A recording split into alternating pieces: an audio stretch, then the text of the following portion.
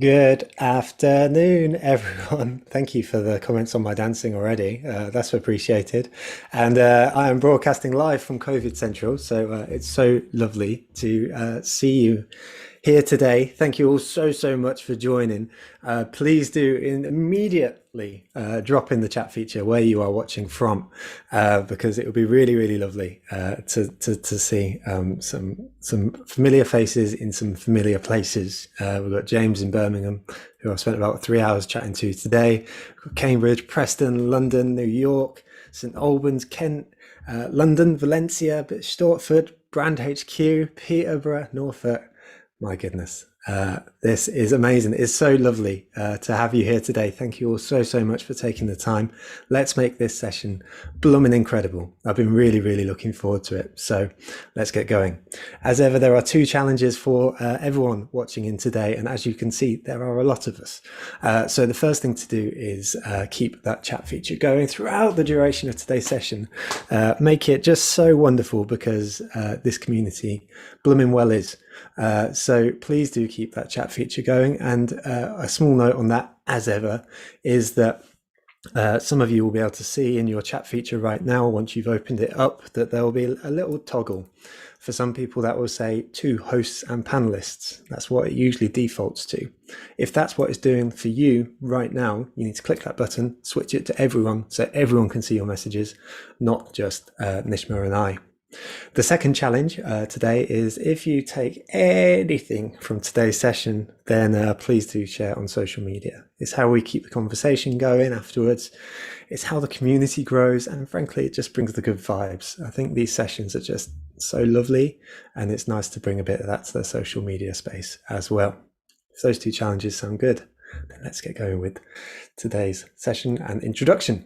So today our guest is the very incredible Nishma Robb, who is a marketing director at Google, which is a phenomenal job title, but equally cool is also a DJ in training. While, of course, the job title is very impressive indeed, I actually asked Nishma to come and speak to our community because I was lucky enough to see her speak about 3 years ago. And it wasn't even what she said on the day that had me impressed and wanted to put her very high up on the list of people that we could get speak at the marketing meetup. No, it was how she made me feel. She made me feel informed, inspired, and ready to go again. I don't know about you, but on a blazing hot day, even though the sun isn't shining quite as much, with the news as it is, then like, if we can spend a little bit of time with a human who makes you feel informed, inspired, and ready to go, then I think we're in for a good time. Today we're going to be speaking change and deciding what rules we would like to keep. That feels relevant given the news titles right now. It feels like we're living in a headline, and at 30 years old, I can sort of say I can't remember a time when it feels like we've lived more in a headline. Like, the news that we see in the papers is the stuff that actually impacts us on a day-to-day. It feels like change is happening a lot. And to be honest, that's a little bit scary. I say that as a business person, I say that as a person in society. And so it'll be good to sort of have a chat around change, see what we can do about it to actually sort of move it to a place of productivity, friendliness, and getting better together. Please do, as I say, keep that chat feature buzzing throughout, and also make full advantage of the Q&A function. So the way you'll find that is down below. Again, there's a Q&A feature. Today is just an interview, so it's a Q&A session, so we'd love your questions. I've prepared a bunch, but honestly, this conversation is here for you. So if you've got questions as we go throughout the duration of today's session, please do use the Q&A feature. And if you see a question that you like, give it a thumbs up. That way we can make sure to prioritize them. Before we get going with the Q&A element, then I just want to say one final big thank you to our sponsors. This week's featured sponsor is Content Square. Now, Content Square, when you start speaking about them, then you have to say that they start from a perspective of realizing that on the side of every click is a human. And with every human, there is a unique human interaction with our websites. What Content Square do is that they help you analyze your website in such a way where you can understand how people are using it and therefore make their life so much better by optimizing their experience for them. Content Square are members of the community. They came to us because they were like, yep, we attend every week and therefore we want to be involved. They're great humans with a great product. So do take the time to check out Content Square. A big thank you also to Impression, Attest, Hrefs, Redgate, Cambridge Marketing College, and Brand Recruitment, who I've already seen them tuning in today. Each are phenomenal. Each will speak about more on rotation as we go throughout the rest of this season. So, introduction done. It's now time to get going. So, hey Nishma, thank you so much for being here today. So excited. Could you just tell us a little bit more about what you actually do at Google? That would be a great starting place. Yeah. Well, first of all, thank you, Joe, not just for the lovely introduction, but for the opportunity to be here. You know, as soon as I heard about what you were doing and kind of seeing some of the talks you've done, I couldn't help but say no. It's an honour to be part. I think talks very true to my heart about the sense of positivity. I'm a naturally optimistic and happy person, which I think is a trait we should all cherish. So my job is, I suppose I'm the guardian of the Google brand, and I am, I suppose quite critically, the brand and reputation director in terms of marketing at Google. And Google in terms of all of its products, so the Google that most of you will know and love in terms of our search engine, but all of its many sub-products as well, like Maps and Translate or Lens, and all of the kind of innovation of a lot of this kind of derives from search, but really what Google creates as its products to help us live our lives better, I suppose, or less friction every day. A lot of my time is spent around the search product. A lot of it's around finding ways to tell stories about the innovation of the technology and how it helps us in our everyday lives, with the kind of epic to the everyday. In the ways that actually, what I love particularly is when I see how people use our technology in the most magical ways that our engineers had never even considered. So I love the technology. I spend a lot of time thinking about how we develop it and its application and its use, and really, I suppose, really where we meet culture in the UK. And the other part I do is around our reputation work. So really, I suppose, demonstrating our responsibility. Google is a business, and the size and its prevalence as a search engine and the information that we provide means we carry a huge amount of responsibility with what we do and what we can impact. So whether that's around working with government or regulators in terms of ensuring our products are used and understood and safe, and sometimes working directly with policymakers about drawing up the right regulation to manage the usage and development of some of our products, as well as thinking about actually how we can lean in to really helping solve some of the big problems in society and in our communities today. So whether that's a skills gap, whether it's about sustainability, whether it's around just fairness. So it's a real breadth of some really joyful, creative, brilliant work, everything from the doodles you see on the homepage, the lovely things that we used to celebrate, right through to kind of the campaigns and things that kind of meet people in the everyday. That's insane. I'm stood here smiling like a Cheshire cat just as I go out of focus, because like, what a job. That's mad. I mean, so we will get into change in just a moment, but one of the questions that came through the Facebook group yesterday when I asked folks some questions in advance was how you got there and why you think you're kind of good at the job that you do. So what did the route look like, and what character traits do you think sort of took you to this place? Yeah, definitely. So, I mean, interestingly, I'd always wanted to be, I don't think I knew what a marketeer was when you're younger, but I always wanted to be a storyteller. I was obsessed about stories and magazines when I grew up, and kind of fell into various media careers. I actually started out my career pre-internet at Teletext. For those the Brits that will know, Teletext was like the Google before Google. It was our kind of near time information system, and I worked there in, you know, kind of as a junior, into then leading a sales team, and then into more marketing roles, both client side and then into agency. So I had this kind of real 360 perspective view. I was interested in media, but I definitely had that kind of creative slant around storytelling, and love technology. You know, I still remember, you know, Google being born and coming into our lives, and I was an avid online shopper from my lifestyle depended being able to kind of buy things I couldn't, because I couldn't get to the shops in time. And it was an interesting journey that I was really fascinated by.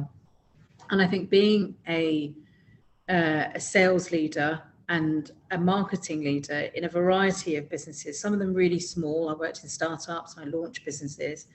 The power of something like Google was really obvious to me through certainly the latter part of my career, so the last 15 years or so of my career, and seeing how that kind of worked with the first 15, where I was, talking to people about holidays that were sold over telephones and how that was kind of revolutionizing the way people booked travel, to then to websites, to then opening up the world and learning more about it. I loved it. I fell in love with the technology and the opportunity it gave. So I suppose as a customer, I had a real sense of what Google was trying to achieve. And as I received it, I was kind of curious to kind of be on the other side, be able to tell those stories.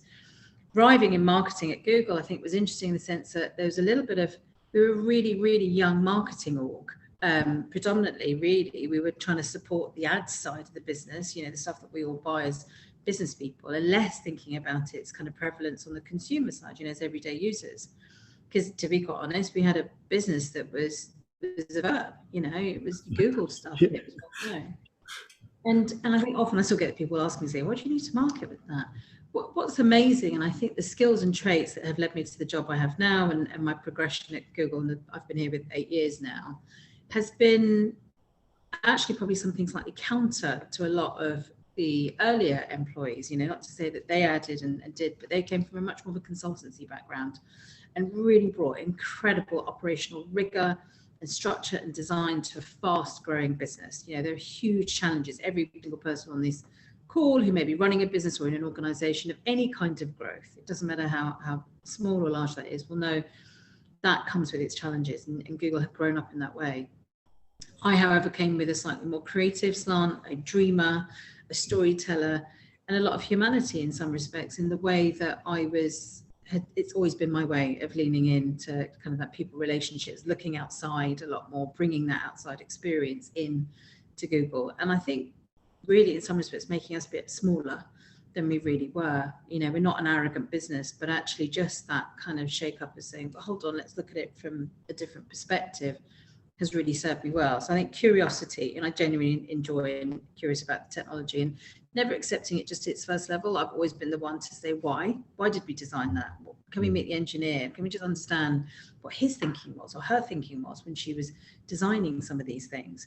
So that curiosity leads you to that kind of restlessness to really understand and have an appreciation of it. Being very humble. I think, as a business that does what it does, you've got to really put others first, and I love the thing, we have this mantra about we are the stage, and we simply provide the platform. We're not the actors on the stage. I think that really helps, because it means you have such a genuine interest and curiosity in people and stories and businesses and whatever, that you want to stand back and let that shine. And that's really important in terms of it. And I think the other skill is, it's vision more than anything else. I'd say being a visionary leader has really helped me in the marketing role, because there's lots of creativity and there's lots of tech, but it's vision in a business that moves so fast. I'd worked in businesses where you had quite regularly 3 to 5 year plans. Mm-hmm. At Google, things can be out of date in 6 months, in 3 months, Mm-hmm. And I think the only way that you get to be that agile and adapt, the only way you get to be that agile and adapt is by having vision. And being a daydreamer, something I never thought would be a positive when I was younger, has really stood me well, because actually what I was able to do constantly, whether it was upwards or downwards to my teams or upwards to the stakeholders, I was always able to kind of paint this picture of what if we do this, and why don't we be these, this is where we could go. And I think that's really critical in a business that grows fast, that changes fast, that has a lot of opportunity, that hasn't been mapped out. There isn't a playbook for what we do. Mm-hmm. Vision becomes really important, and all of that comes from a natural sense of curiosity and driven by a personal sense of purpose of, I get out of that bed every day because I love the fact that I have an impact. And that's a great thing. What an answer. Blimey, thank you. With vision, it's interesting because, so one of the exercises we've gone through recently is sort of defining a vision, and the basis that we used to define how we came to the conclusion of a vision was like, this is what the world looks like when we have done the thing that we want to do. So we have succeeded in our mission when we have done this. And I'm now reflecting, and there's part of it that is part of that vision exercise, which has been quite specific. The world looks like this and people are doing these things. But actually, what I'm hearing you say as you speak is that there's actually something which is far more general, because we're speaking about change here. And you mentioned that Google can change every 6 months. And my initial frame of reference when you were speaking was like, oh, well, how do you change your vision every 6 months if the world is changing? But actually, what you progressed to say was, or it felt like what you progressed to say is that like the vision is something that serves you far longer term and is therefore less specific. Like as a check, how does that work out? I mean, yeah, that's exactly right. We have a really strong mission, right? And I hate using all these very kind of corporate jargon things, but the mission is like, why does Google exist? It's what attracted me here. The idea of democratizing information, making it universally accessible to everyone. I mean, that's a beautiful and laudable mission that actually has served us so well 22 years later, because everything we do still talks to that.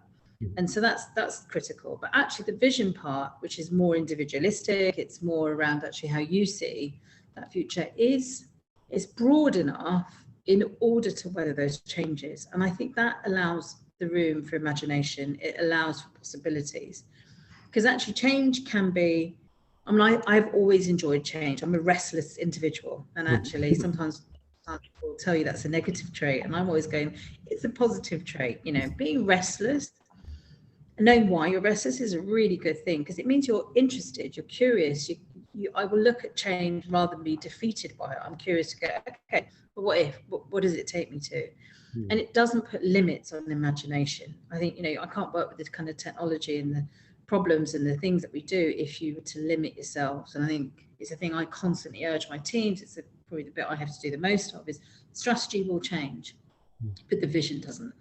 The vision and what I want to achieve and the impact I want us to have as a business and as a team and the lives that we live hasn't changed. It tweaks and it adapts, but it doesn't change fundamentally. Our strategy does. And that's because the means doing something is always impacted by the kind of circumstance and the contextual environment you're in. And you said at the start of this, my goodness, we are living through the most challenging of times. But I actually think that's taught us so much. The last few years have really taught us a lot.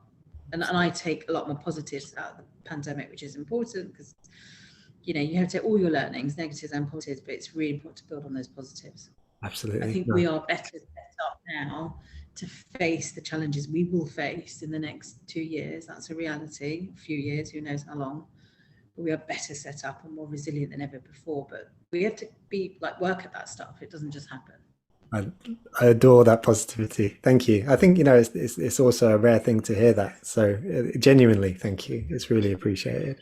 And speaking of the changes that are going on at the moment, I appreciate that there's a bunch in there in the headlines, and, it's a little bit hard to ignore. But I mean, one of the questions that we spoke about before was, what are the changes that you're seeing right now that are going on that you think are relevant, for you, for us, for the world?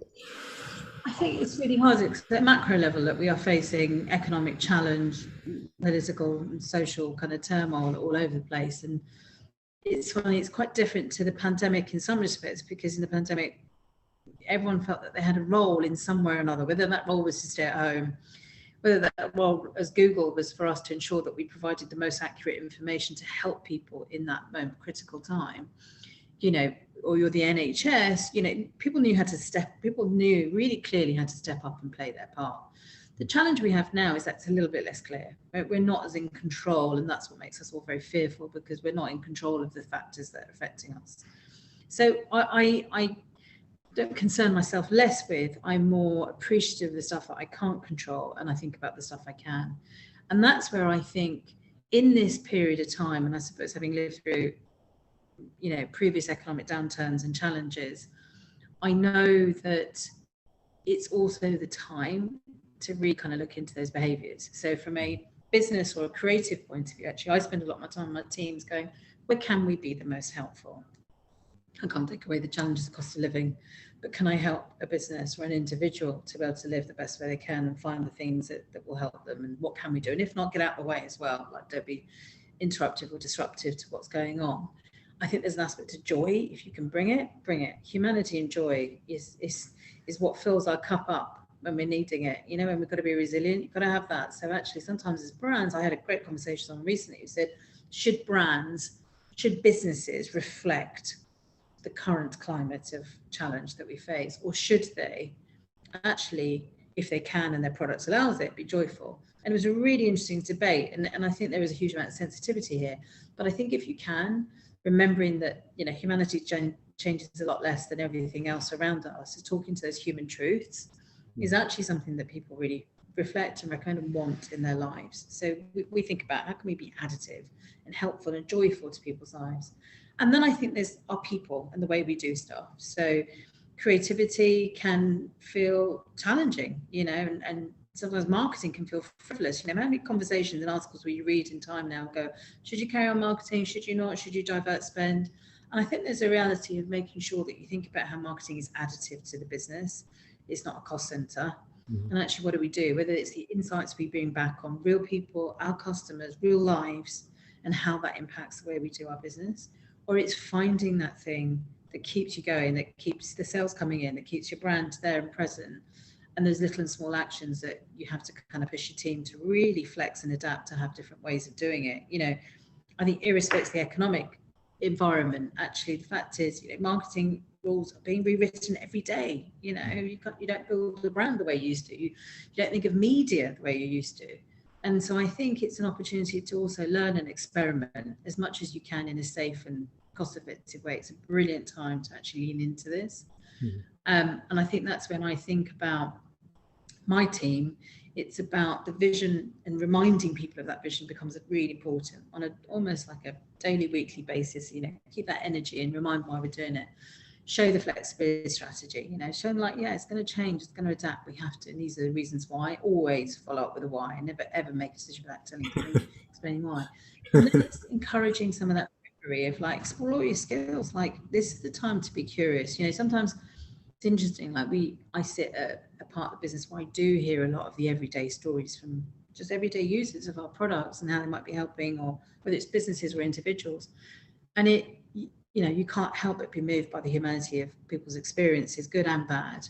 And it's about taking those and then thinking sensitively about what you do with them. Or it's taking the really joyful things. We have a brilliant product.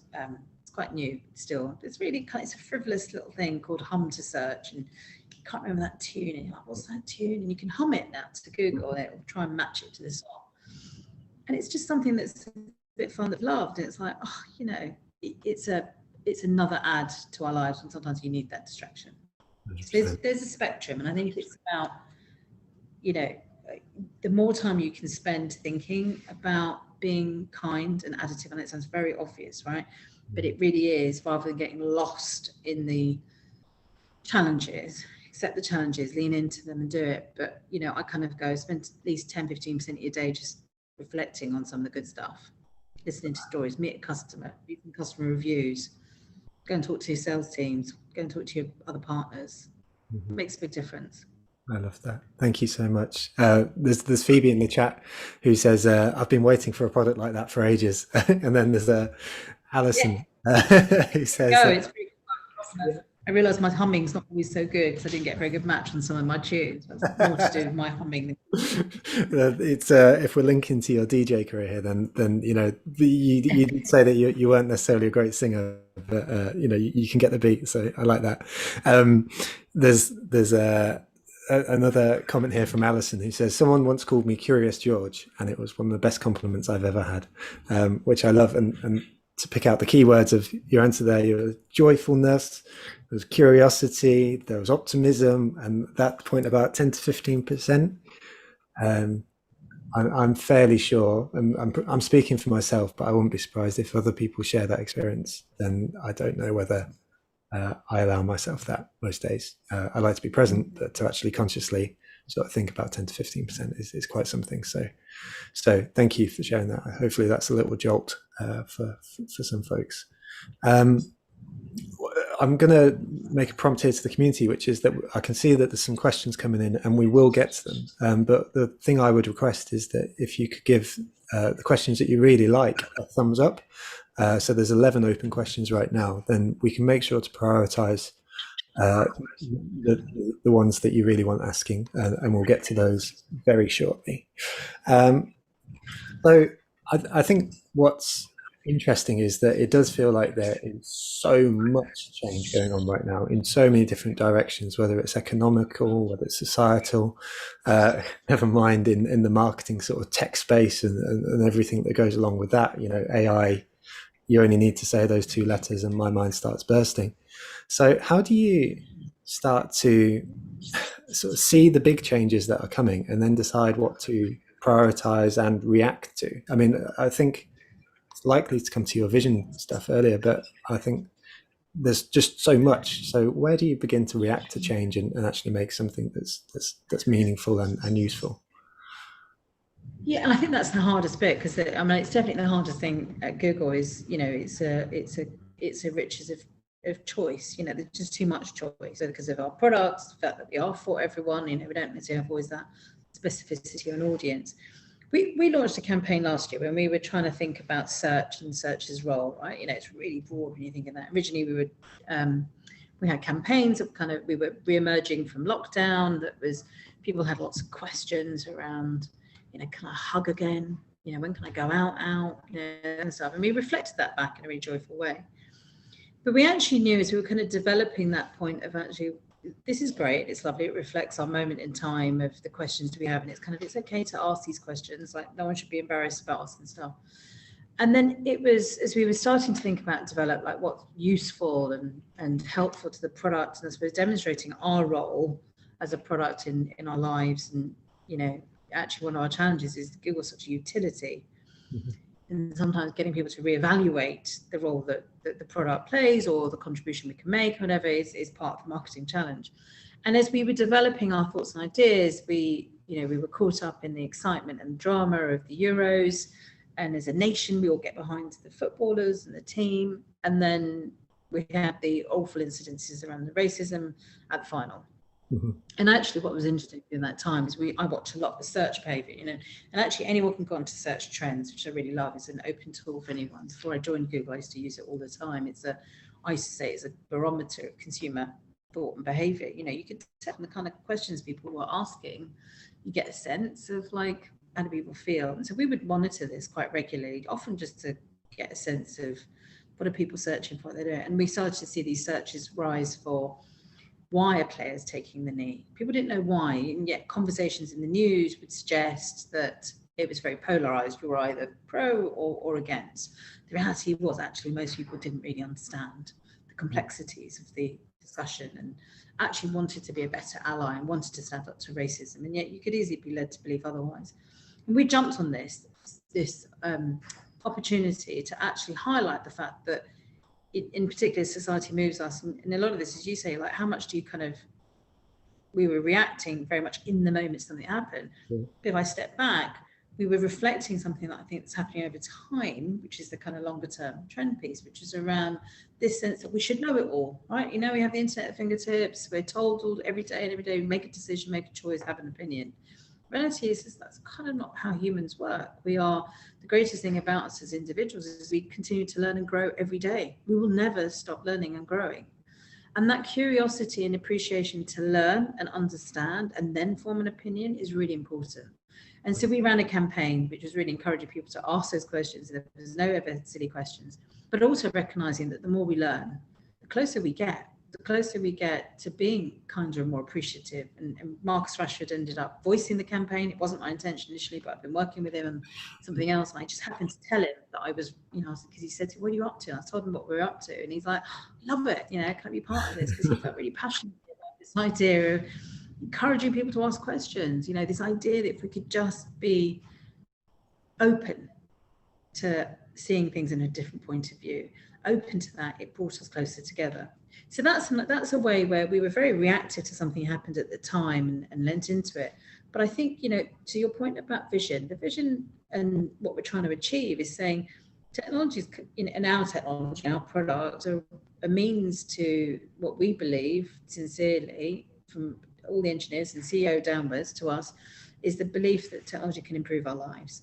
And if it can improve some of the wrinkles in society, which are less than the graph like that, but just kind of trending over time, you keep your eye on that, that's where that sense of equality and fairness was what we were always guided by. We just reacted to things in the short term. And as we push forward, that sense of fairness and equality is what guides us, because we're a product for everyone that's free and available to anybody. So it's guided in our kind of DNA of our values. But our mission is my belief is I want everyone to have the same opportunities. I didn't necessarily have those. And so I'm passionate that there is technology and opportunities and things in the world that could actually help us get us there if we could be more focused on it. Love it. Thank you very much. There's a question. There's a comment here from Dale who says the Google/Rashford campaign was such a first-class campaign. Which so you got a fan. You got a fan in the community watching in right now. And one of the themes that seems to come out from your answer there was definitely about sort of listening and having your ear to the ground and sort of being able to take a view on both of what is both long-term and sort of a little bit more reactive, and maybe even combine those things. And before we came on live today, you were speaking about going to Cannes and your experience there. And what struck me in that moment was that it speaks a little bit to the curiosity that you mentioned earlier on, is it wouldn't be a natural thing, certainly from my experience, to sort of be looking out for these trends. So do you have any like mindsets or tips or whatever it may be for just keeping your ear to the ground and like seeking out these things that are worthy of really bloody nosy, Joe.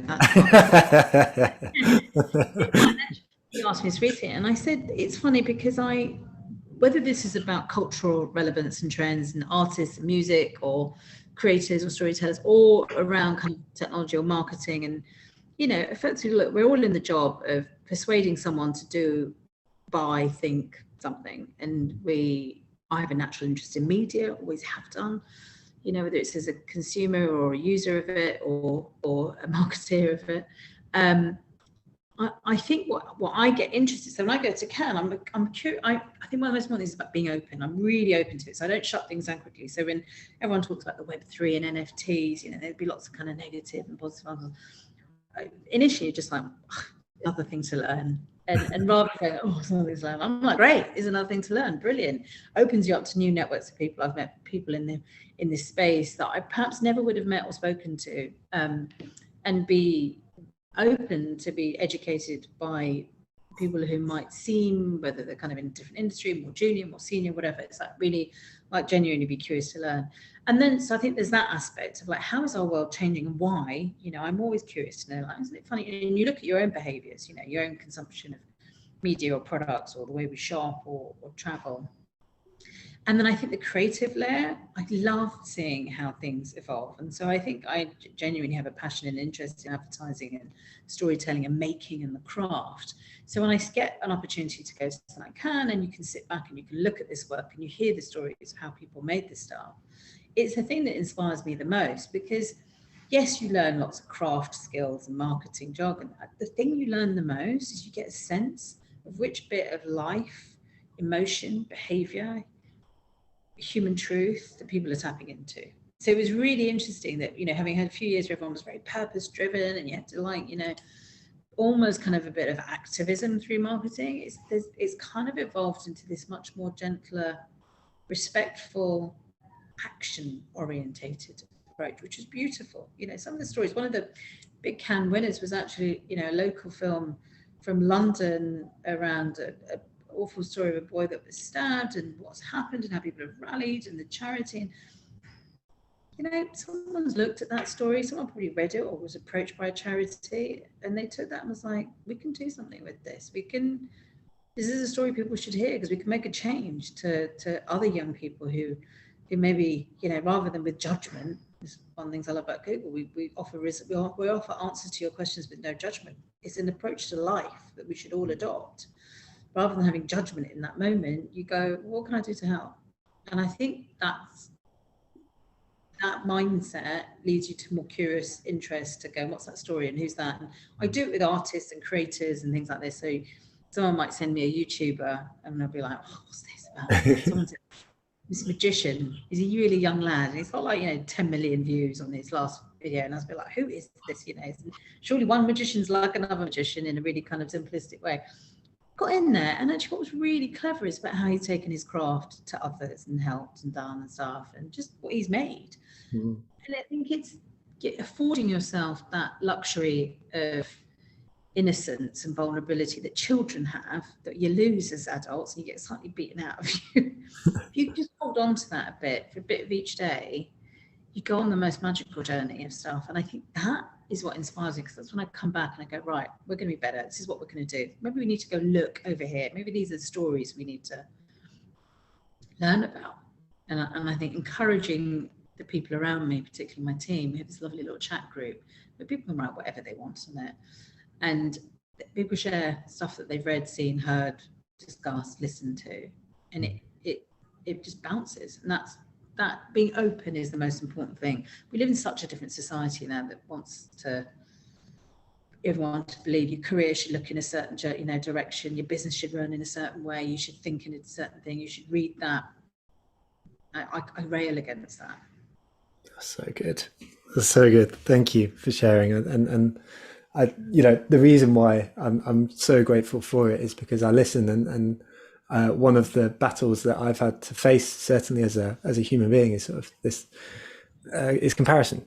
And inevitably, as marketers, we spend all of our time on social media, comparing ourselves to other people, and inevitably that leads to a place of negativity as well. So, if you use the example of NFTs, so let's say that, you sort of see the NFT bros sort of speaking about it. They're sort of speaking about making millions of pounds or something like that. That's personally not something that drives me, but when I see that being as like held up as a goal, and like I am better than you, or I am really great, then you compare yourself and it makes you feel worse, and therefore you start being negative about NFTs as an example. And actually it's really just really refreshing to sort of think you could look at your competitors and find the joy in them doing something really well and think, what, we could replicate that and also have a lot of fun doing it, do it for our customers. That's cool. That's I think one of the things I've loved recently, and I hope it continues as a trend, is there's a little bit more camaraderie between brands. Because I agree with you. I spend a lot of my time, we don't call it competitor review. We go, it's like great stuff we've seen. It doesn't matter if it's from somebody who could be deemed a competitor or not. It's that sense of going, actually, you don't close you off to what you could learn. And it's not about jealousy and comparison. It's like, okay, what can we be inspired by? But I actually think that sense of using that as a fuel to grow. And I love the way that I see more and more brands coming together. Mm-hmm. And I've been doing a little bit more of reaching out to brands, and sometimes they're a bit like this lovely thing with the Black Pound Day, which wasn't a brand at all. It was a mission. It was a vision that a lovely guy used to be part of a music band called So Solid Crew. And I spotted it at a time of, not long after the George Floyd death, and there was a lot of activism around Black economy. And I reached out to Swiss, and initially he was like, oh my God, what does Google want? And after I've reassured them, I actually don't really want anything. I just want to help. It's about really smartly coming together. And I love that. And I hope that that's a new trend where people recognize there's a lot more power to being, there's space for everyone, right? There's a lot of power to being together and being a bit more supportive than it is being combative. Mm-hmm. And particularly in these times, which, well, not particularly, but it feels especially important in these times, which feel a little bit harder. I definitely experienced that with the marketer meetup at the beginning of COVID, and also now that the power community feels increasingly relevant. People, community defined as people coming together to be stronger than they would be alone, precisely because of this sort of like adversity that we're finding. So there's so much to be taken from all of that. We've got about 20 minutes left, and I can see that there's some questions which have an awful lot of thumbs up votes. But this part of this session was also about choosing the rules that we want to keep, and choosing the rules that we want to get rid of. And I'm not sure we'll actually get to an answer in terms of these are the top 10 rules that we want to keep and these are the top 10 rules that we want to get rid of. I mean, if I was to summarize, it feels like the rules we want to keep are the ones which sort of encourage collaboration and speaking closer to the human truth. And the ones we want to get rid of are the ones which sort of put up those barriers and ultimately sort of create a worse place for most of us. But I mean, as I speak, how does that hit your ear? And was there any additional thoughts that you had on what were the rules that we wanted to keep and what were the rules that we want to get rid of because there's a lot I mean, of. I think it's, I mean, I don't like rules, as everyone knows. Getting that vibe. Very healthy disregard of rules. I think, you know, great principles are something we should keep, you know, and a lot of that should be based around your values and respect and being, you know, it sounds obvious, but it needs reminding, you know, and if we see or spot bad behavior myself or my team or anyone around me, you've got to call it out and say, because, you know, we're human, we'll fall off the wagon every now and then, but I think actually good principles of behavior are there. I think the principles of possibility are the thing that matter to me, and that's why I get really frustrated with rules when someone says you can't do that. And I'm like, but who says? Like, who's particularly, like, if I take this from a really strong marketing lens, the world of the internet and technology and social media have rewritten the rules, right? We just need to accept that it has changed. And so the things, when people want you to kind of, whether they think in a channel or it's, you know, audio or where you put your ad up, where you communicate, we can all rewrite those now, because I step back and go, my behavior in the way that I listen or learn or explore has changed. And in some respects, I don't see a lot of media agencies or plans reflecting how I live. And so therefore, why is someone giving me a set of rules that actually don't really reflect the reality? And there's a fact of, not because no one's doing a good job, it's just things are moving in a way. So I think, you know, good principles of behavior and principles of possibility for me are the most important thing. Like, why is everything's possible? It's, you know, it's almost starting there and then kind of putting it back to the point of what you can do. If I was a small business today, and I do spend a lot of time with small businesses at the moment around trying to help them with our technology and our free digital training or our tools. And we have loads and loads of free tools. You know, it's not, you don't have to just buy the ads. There's lots of other ways of doing it. I do spend a lot, and not just our platform, you know, social media, you know, experiences and things. And when I talk to business owners or marketeers, I often say to them, just think about your own behavior. That's a really great place to start. When you can't afford lots of research and that, just start with you, start with your customers. You know, the idea that now we're back out and again enjoying life, thankfully, post-pandemic, means that experiences have become more important than perhaps, you know, being on a screen somewhere, or actually, you know, technology plus something else enhances it. So the way you want to reach your customers and tell stories can be done in all sorts of different ways, irrespective of whatever your budget is. It just requires really sense of that possibility and creativity. So, I mean, I do want the rules around who can and who can't, you can and you can't buy, do, create. That's the stuff I'd abolish immediately. And instead I'd put some principles of respect and behavior and possibility. Because the reality is, like, I can't predict what's going to happen. Change is so significant in the way that we live today. I can predict how I will behave in this and the impact I'd like to have and the way I'd like people to see and feel and experience life around me. I'm pretty happy to hold on to that as something that's worthwhile, because the rest of it, we'll all get through it, right? In one way or another, we will. It's how we feel at the other side. Absolutely. I have a simple rule, one rule for my team, not many. Any rule I have for my team is that when we do any kind of work or project, is if we get to the end of it, irrespective of the results that are delivered, and we try and experiment what we can. So always, results don't always deliver, and that's hard when you try to message that upwards and we spent money, and it's not easy in a corporate environment. But I always say there's one lesson: if they don't want to go again, if they don't want to work again and do it again, then we failed. Because it doesn't matter what you deliver and do, because if you don't want to keep doing it and you're a team that's stronger at the end of it, you haven't really succeeded. And I think that's really good. They love that mission. They love that idea of a principle as us as a team. And it means that you become more open to failure and success, because you're measuring your success on how you feel rather than just what you delivered. It's really interesting. Like, without meaning to make this about me, then I started the introduction to this session with the words, "When I was ready to go." You know, after seeing you speak 3 years ago, and there we are. You clearly live and sort of put out those vibes, even without having to say it directly. So thank you. There's a question from, if it's okay with you, Nishma, we'll move into questions from the community to make sure that we're covering those. I'll get a little bit of echo as well. I don't know whether that will disappear at some point. Hopefully it will. So the question is from Lex. Lex asks, uh, what what would you say is the golden rule for building a brand in an ever-changing world? So I'd say I think the golden rule is around, often it's going a little bit deep. Oh, is that you or me? No? Okay. You're good, I think. The golden, for me, it's around the brand values, because your brand attributes might need to flex and change, but who you are as a brand, what you stand for, why you did it, what you've made, what you sell, shouldn't change. And that's the bit I actually think you have to lean into harder in more volatile times.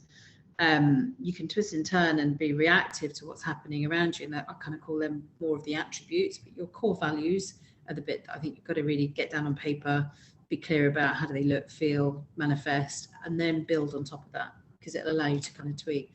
And then I think the other thing is be realistic and honest about what does fame or scale or success or value do. So how do you measure it? Is it around the sale or a retained customer or a collaboration or an opportunity? So I think sometimes setting a set of goals that are a bit more realistic than just a sales and revenue number are really important as well.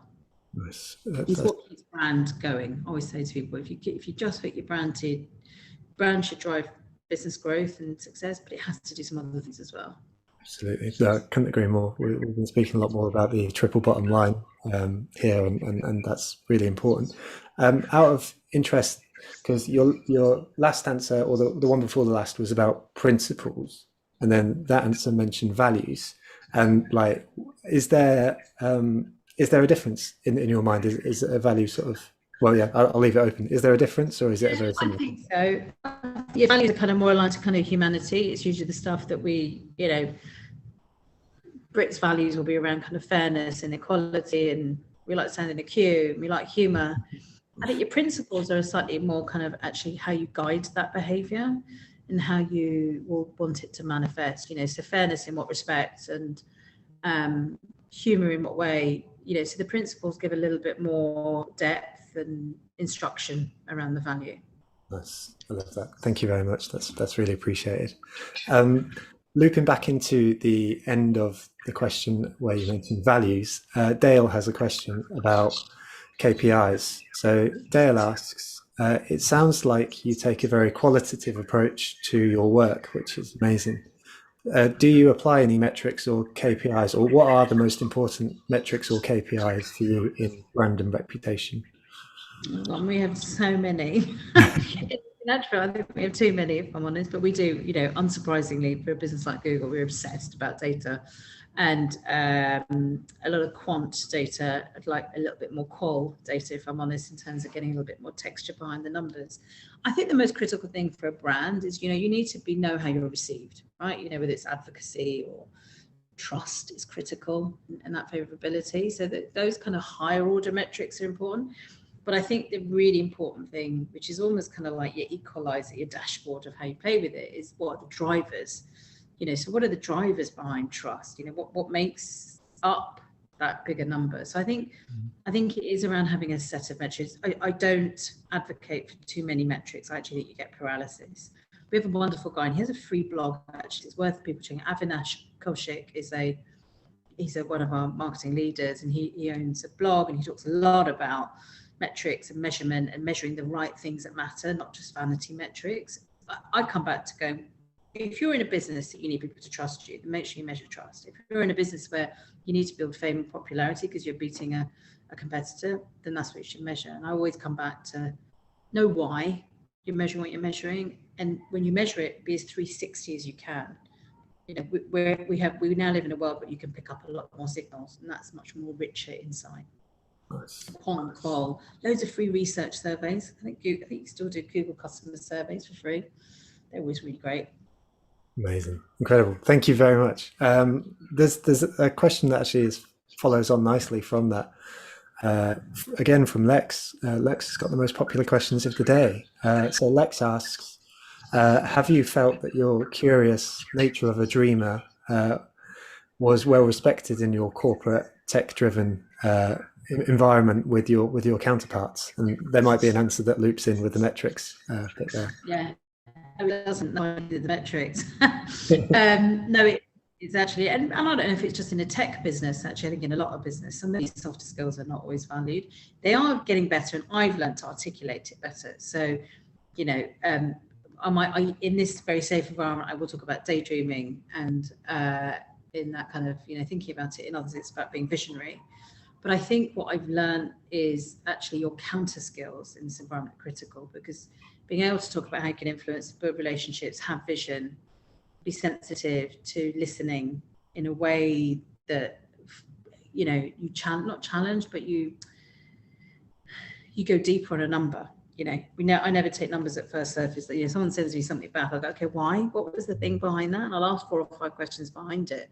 That curiosity is a skill and a trait that's not necessarily always an engineering mindset.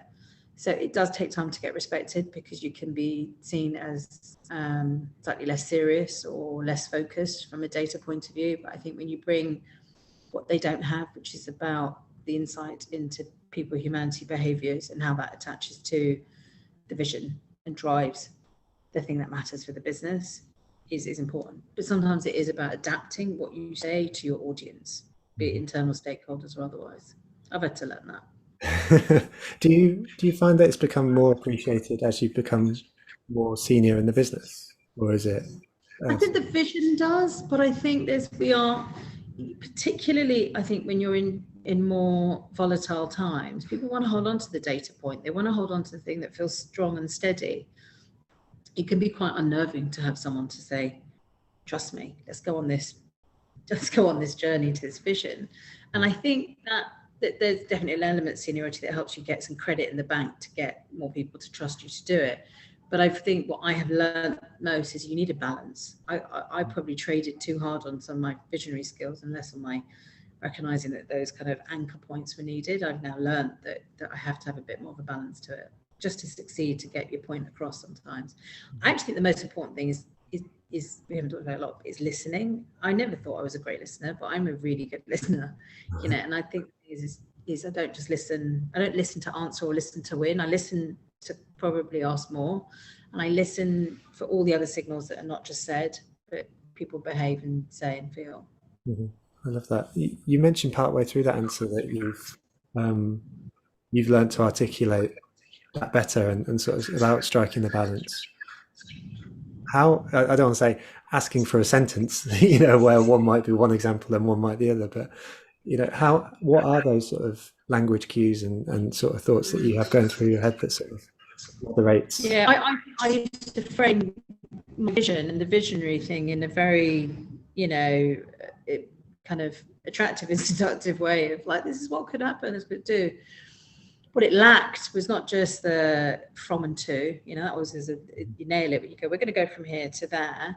That helps, because that immediately makes people to focus. Okay, you're here, I can see where you're trying to get to, rather than I was just kind of demonstrating the where we were going. And the other thing was around actually being able to talk more in the terms of impact.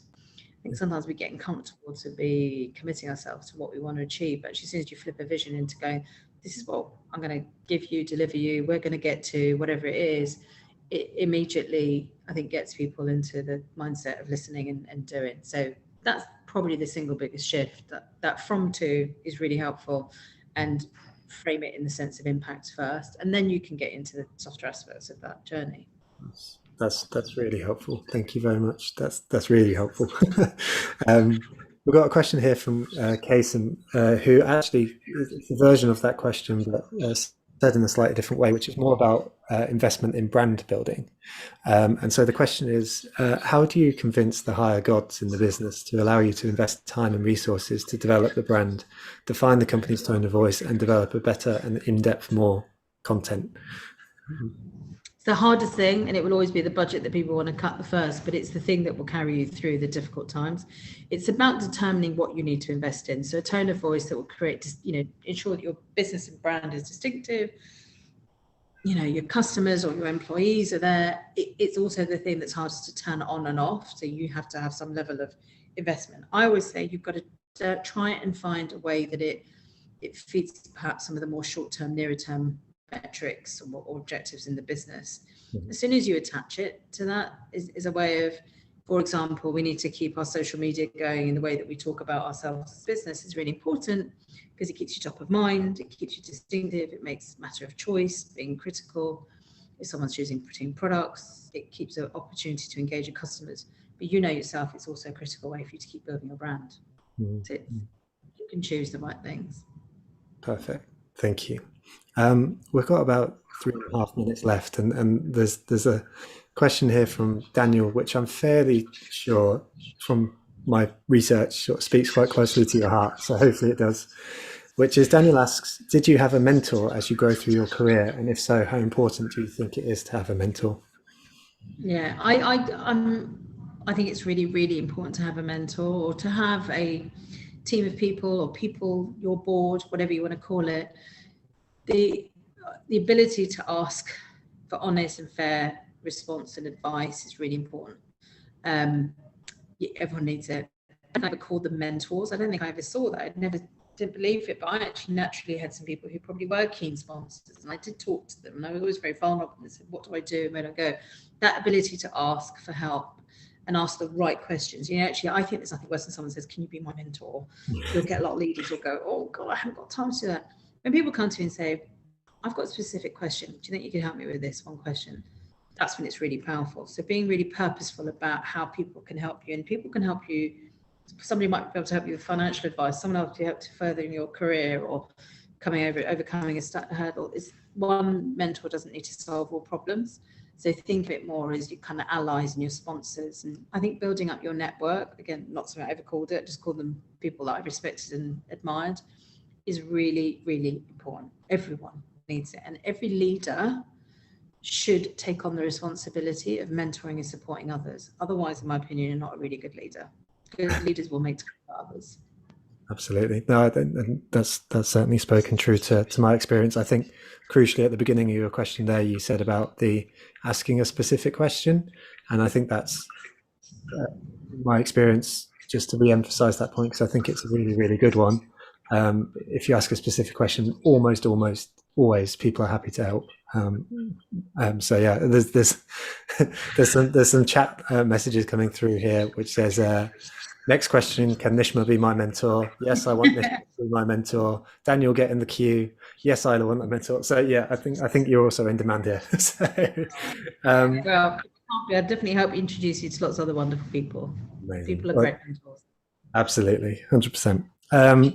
Wicked. Like, that's our hour, so we've really got to respect your time and the time of the community. So honestly, thank you so much for spending the time today. I think there's an awful lot of principles, values, visions, whatever you want to use there, that has been incredibly useful and just positive in a time which feels sometimes quite dark. So thank you very much. I really appreciate that. And thank you, Joe. I've loved it. Thank you to your community. Thank you to you. I adore what you do. And anytime you ask me for anything, I'd be there and to help in any way, because we just need more people like you in the world.